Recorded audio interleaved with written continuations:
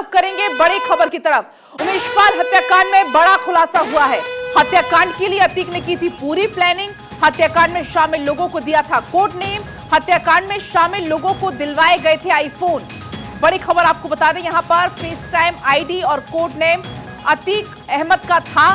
अलग अलग code name इसमें पता चले हैं, जिसमें बड़े 006 ये फेस टाइम आईडी और कोड नेम अतीक अहमद का था। छोटे 007 ये कोड नेम था अशरफ का। अंश यादव 00 ये कोड नेम था अतीक के बेटे यानी कि असद का। XYZZ 1122 ये कोड नेम था उमेश पाल की रेकी करने वाले आरोपी नियाज का। इसके अलावा विहार टॉवर करके कोड नेम दिया गया और ये कोड नेम था शूटर अरमान का। ADVO 010 ये कोड नेम था अतीक के तथाकथित वकील सौलत हनीफ का।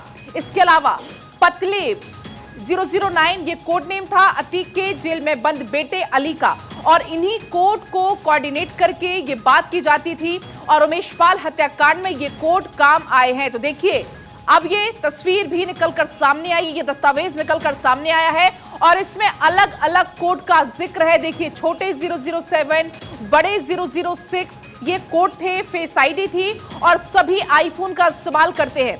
क्योंकि कहा जाता है कि आईफोन जिसकी सिक्योरिटी बहुत टाइट होती है, आईफोन की सिक्योरिटी को तोड़ना मुश्किल होता है और यही वजह थी कि सभी आरोपियों को आईफोन दिलाए गए थे और आईफोन में फेस टाइम के जरिए ये बातचीत करते थे आपस में और इसके लिए अलग अलग कोड्स बनाए गए थे। अलग अलग कोड्स के जरिए ही बातचीत की जाती थी और अब तस्वीरें आप देख सकते हैं। छोटे 007 जो कि अतीक के भाई अशरफ का कोड था, बड़े 006 ये अतीक का कोड था। तो अलग अलग कोड के जरिए बातचीत की जाती थी। उमेशपाल हत्याकांड में ये बड़ा खुलासा हुआ है। चूंकि पुलिस यूपीएसटीएफ की टीम लगातार इस पूरे मामले में जांच पड़ताल कर रही है और नए नए खुलासे इस दौरान हो रहे हैं। अतीक हत्याकांड की पूरी प्लानिंग आपको बता दें, यहां पर उमेश हत्याकांड की प्लानिंग अतीक ने की थी और इसके लिए अलग अलग कोड्स बनाए गए थे। हत्याकांड में जो लोग शामिल थे उनको एक कोड नेम दिया गया था। हत्याकांड में शामिल लोगों को आईफोन दिलवाए गए ताकि किसी भी तरीके के उन तक ना पहुंचा जाए और फेस टाइम के जरिए ये अपराधी आपस में बातचीत करते थे। और चलिए, तमाम जानकारी के साथ संवाददाता आलोक जुड़ गए हैं। आलोक, एक के बाद एक कई खुलासे हो रहे हैं। अब एक और ये बड़ा खुलासा हुआ है कि अलग अलग कोड नेम दिए गए थे, आईफोन का इस्तेमाल किया जाता था। जानकारी बताइए। जी बिल्कुल, देखिए, अतीक अहमद का जो गैंग है IS 2227, इसमें लगातार लोगों के नाम अलग अलग रखे जाते थे। जैसे गुड्डू मुस्लिम है, उसके कई नाम थे, उसे पंडित के नाम से भी लोग जानते थे। अन्य कई नाम भी रखे गए थे, उसके संजीव के नाम से जानते थे और इसके साथ ही कई अन्य नामों से भी लोग जानते थे। तो अतीक अहमद के गैंग की जो परिपाटी रही है वो लगातार लोगों को निक नेम देने की रही है। इसी के तहत वो लोग गुलाम का नाम अलग रखे हुए थे और इसके साथ ही अलग अलग नामों से सभी को बुलाते थे। इसी के तहत ये अलग अलग नामों की श्रृंखला पेश हुई है, जिसमें बताया गया है कि अतीक अहमद का जो IS 227 गैंग है, इसमें लगातार मेंबरों के नाम चेंज करते रहते थे, जिस वजह से पुलिस के राडार पर ये नहीं आ पाते थे और अपनी अलग अलग आपराधिक घटनाओं को अंजाम देते हुए वहां से निकल जाते थे।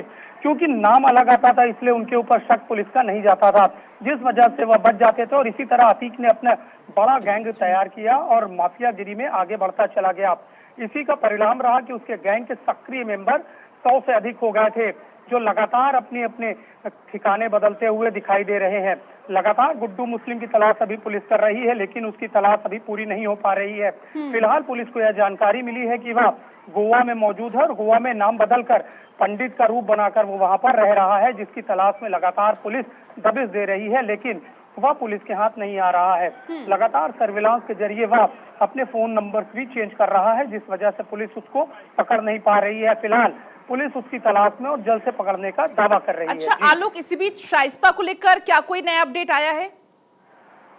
जी बिल्कुल, देखिए, शाइस्ता परवीन लगातार अपने ठिकाने बदल रहे हैं। भी पुलिस को सूचना मिली थी वो गंगा के कछार में मुंडी पासी के साथ मौजूद है, लेकिन मुंडी पासी ने सामने आके सबको चौंका दिया कि उसका शाइस्ता से कोई संबंध नहीं है। वह अलग अलग तरह से अपने काम को करती है और शाइस्ता से उसका कोई संबंध नहीं है, लेकिन शाइस्ता भी अपनी जगह बराबर बदल रही है।